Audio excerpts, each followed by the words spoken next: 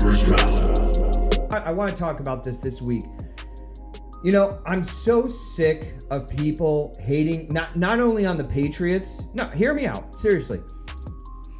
Just hating on good teams. And it happens with me growing up. I hated the Yankees. Just, you know the guys out there in our circles of sports that just hate certain teams because they're good. How many people down here in the South just can't stand Alabama just because they're good? I'll tell you a story. When I was growing up, there was about 4 or 5 years where I took a bus to school every day.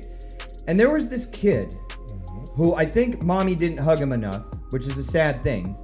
But he really had an attention issue where he needed more attention. And looking back on it now, it's really obvious and clear. And he used to stand at the bus stop, and he would just yell out crazy things. And one of the crazy things I remember him yelling out was, "There's no such thing as gravity. There's no such thing. There's no such thing. There's no such thing as gravity." And, you just kind of look at that kid and go, he really believes this. You know the thing about that is, there's guys our age that go to talk sports, and they're yelling out, "There's no gravity." They'll sit in the bars. "There's no gravity. The Patriots aren't that good. Bama's not that good. Patriots are overrated. They haven't played anybody. Golden State's not really that good." They're not that good, or is it you? Here's the thing. Just because you say there's no gravity doesn't mean it's real. The Patriots are still good. And what you should be doing, instead of showing your age and your lack of maturity, is embracing greatness. Not flying like a moth to the light when it comes to viral teams. You know who's viral right now in the NBA? The Nets. They're getting Kyrie. They're in a new stadium. Jay-Z, Beyonce. They're getting all these free agents. They're getting Durant. They're viral. They're going to be awesome. No, they're not. They haven't done anything. Stop talking crazy. I'll tell you another one. Dallas fans. Dallas fans are the loudest ones screaming that the gravity isn't real. We're going to make it to the Super Bowl. We're the best team in the NFL. No, you're not. And I'm not just saying this because you lost to Green Bay last week. You're not the best team in the NFL because you've done nothing. In 3 years, this is Dak's 4th year.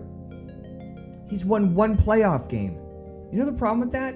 He's lost 2. He's lost twice as many as he's won. Make it to the conference finals before you say something. And for the last time, you're not going to win a Super Bowl as long as Jerry is running that show. And then the next thing you're going to hear from Dallas fans is, "Oh no, his son's running it. Steve's running the show." No, he's not. Jerry's ego pushed him out of the door. He's not. Jerry's running this. Jerry is the reason why Ezekiel is there. Just talk reality to yourself. When you're shaving in the morning, sports guy, and you start putting the cream on and you're going into your shave routine, just tell yourself, "I love Dallas. They're my favorite team, but they're not the best team." Embrace greatness. Learn to watch what the Patriots are doing and love it, because it's not going to be here. Stuff like this doesn't come around. Nick Saban's at Alabama don't fall off the tree every week. When you start looking at some of the statistics of what teams like this done, Golden States don't come around that often. LeBron James, as much as I think he might be immature, I have to say he's one of the greatest players. Now, last year he took off.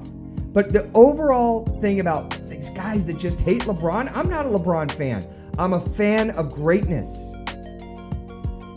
Just embrace greatness. Run away from the immature nonsense talk that your love and passion for your team, which is only your team most of the time because you grew up in that town. Otherwise, you wouldn't like them. Let the immaturity go. Embrace greatness in sports, even if it's for a team that you don't like. Brady has 27 playoff wins. 27. Now, some of you out there watching might think, well, what is 27? What kind of number is that? That's more wins in the playoffs than 28 NFL franchises. Sit on that for a minute. That's what this guy's doing at 40 years old. Last year, there were 4 players in the NFL that were over 40. 3 of them were kickers. The guy's 40 years old doing this. He's putting up awesome numbers. He's probably at the zenith, the pinnacle, mentally, of his career. He has more playoff victories than Aikman and Elway combined. Just embrace greatness. Look at Alabama. They just recruit better. They just play better. They're coached better. Stop hating Alabama. Start looking at them each week and going, wow, I can't believe what these guys are doing every week. Yeah, they do it against a couple directional schools, but consistently, they're in the playoffs. Every year. They're awesome. Golden State, don't hate on them because they got Boogie Cousins last year. Embrace greatness in sports. Watch it when it comes around. Look at it. Marvel. Let it entertain you. Because greatness like the Patriots, like Golden State, like Alabama, they don't come around that often. Maybe once or twice in a lifetime. And if it's not your team, it actually shows maturity to talk about how great they are. Instead of being the dumb guy with 3 beers in front of you going, oh no, man, they suck, they cheat. That comes off so young. Here's the great thing, one great thing about the Patriots. Here's a list of free agents that other teams didn't want, that didn't think were good enough to play in the NFL anymore, that the Patriots picked up. See if you know any of these names. Defensive lineman Jabal Shear. Picked him up from the Browns. How about wide receiver David Patton in 2001? He wasn't good enough to play in the NFL, according to somebody. James Devlin, Alan Branch. How about Patrick Chung? Philly said that we didn't want him anymore. That's okay. All he's done is won multiple Super Bowls with the Patriots. Deion Lewis, not good enough to play with the Colts. Comes over, Super Bowl player, Super Bowl champion, dynamic running back. Ever heard of Darrelle Revis? He wasn't good enough. Jets didn't want him. What about Corey Dillon? Remember him? Malcontent from Cincinnati. Can't get it on. He just happened to run for over 1,200 yards with the Patriots. No locker room problems. Randy Moss. How about Rodney Harrison? You know, he used to play for the Chargers. And then he played for the Patriots. Most of those guys you probably never heard of. Guess what? They all won Super Bowls with the Patriots. And it's not just because of Brady. It's not just because of Belichick. It's because they have a factory of greatness. They don't get caught up in drama. The minute Antonio Brown had nonsense going on with their team, he was gone. Sometimes they can bring in people that have drama and shape them up. Like Randy Moss rode himself out of a great situation playing with Chris Carter, Hall of Famer in Minnesota. Comes into New England, has a cup of coffee, does awesome. Corey Dillon ran himself out of Cincinnati. All kinds of off-the-field issues. Comes to New England, no problems. 1,200-plus yard rusher.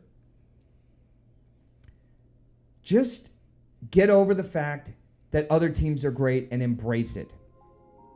Speaking of great things, hopefully we're doing a great job here. We would like you to subscribe and hit the notification bell. Help us grow the first round. We put a lot of time in here, and we try and make it entertaining, and we want it to be entertaining for you. Help us grow the show. Tell your friends about the show, and hit the subscribe and the like button. The first round.